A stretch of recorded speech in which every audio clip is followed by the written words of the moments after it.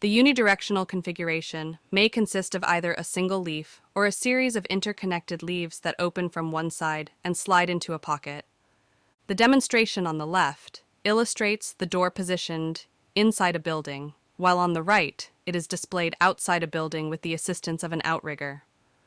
Blue markers indicate the locations of motor and push-button stations, featuring two mushroom head buttons, one marked Open and the other Close.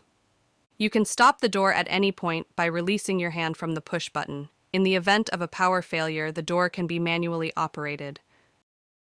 If you intend to specify the unidirectional door design for your hangar project, you can access the specifications on this page in Microsoft Word format, available for free download and use. Thank you for your attention.